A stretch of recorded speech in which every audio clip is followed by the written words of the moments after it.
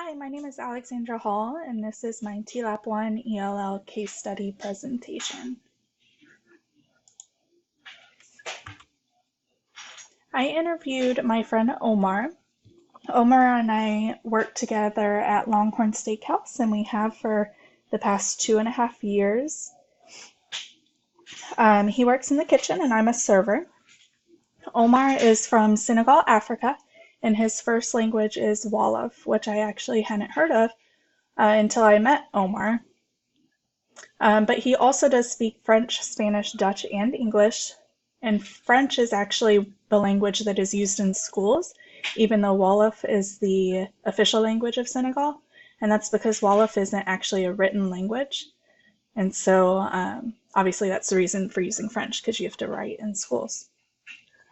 His wife still lives in Senegal, but she is moving here in about 2 weeks. So I'm super, super excited for him. He's lived here since he was 16, but he visits Senegal about every month or two. So his wife has always lived in Senegal, and he's lived here since he was 16.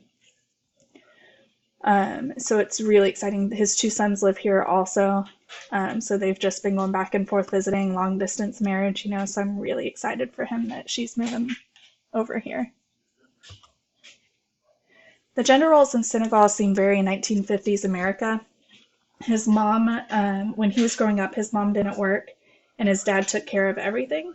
Nowadays it seems a bit more progressive, but men still kind of believe it's their job to take care of women, even though women are starting to work more and more. There seems to be really a mutual respect between men and women.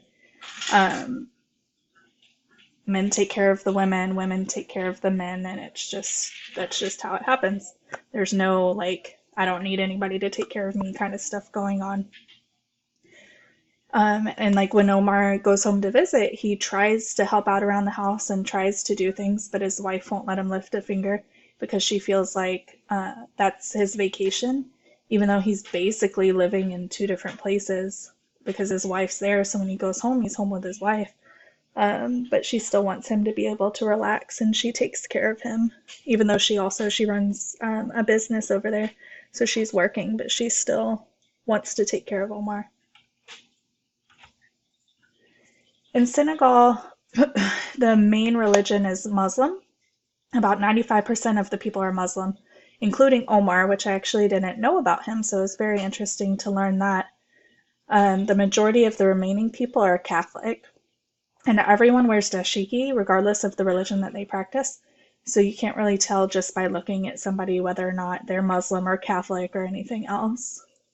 And on Fridays, most of the people in Senegal attend mosque, regardless of the religion, because it's kind of more a social norm over there. And actually, when I was talking to Omar about him being Muslim, we kind of got rid of a misconception that I had that all Muslims had to pray at a specific time every single day. He said that his denomination, he just has to pray a certain number of times, but it doesn't matter when. So he usually will do that when he gets off work. He goes home, he takes a shower, puts on clean clothes, because you're supposed to be clean before you pray. And so he does all that after getting off work around 11, 12 o'clock at night. He goes home and does all of that and prays. So I thought that was really cool how dedicated he is to his religion. The education in Senegal nowadays is very similar. It's lecture-based. There's not a whole lot of group work. It kind of depends on the teacher. You're expected to raise your hand, wait to be called on, all of that. And when Omar was in school, he actually had a 3-hour break where he could leave campus and go do whatever he wanted to do and then come back. But nowadays it's more similar to our schools today, where we go 8:30 to 2:30, 9 to 3, whatever, and you eat lunch at school and everything. A big difference is that the majority of teachers in Senegal are actually male instead of female, like here in America.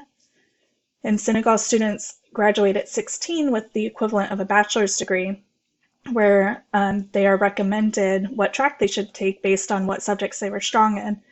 So for instance, Omar's son was very strong in science and algebra, and it was recommended to him to go on to medical school, which is what he started doing in Senegal, and then he moved here.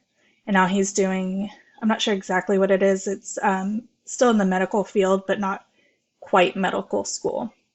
And the teachers in Senegal are extremely respected. Um, it's very commonly held belief that you just don't do bad in front of your teachers. If you happen to be doing something bad and your teacher walks by, you stop doing it, not so much to not get in trouble, but just because you don't want your teacher to see you doing something bad. So that was my presentation on Omar. It was very interesting getting to know him. Um, One thing that I really took away from this was going into the interview. I was really worried that Omar would feel like I was kind of wasting his time and it was something that he just was regretting doing and not wanting to do, but it seemed very much the opposite. He seemed very excited to tell me about his culture. He seemed very proud of it. And I feel like that's something that would be important for me to remember with my ELL students, that they just want to talk about who they are. And if you can connect with them in that way, I feel like you'll be able to teach them to the best that you can because you'll have that connection. So thank you for listening. I hope you all enjoyed it.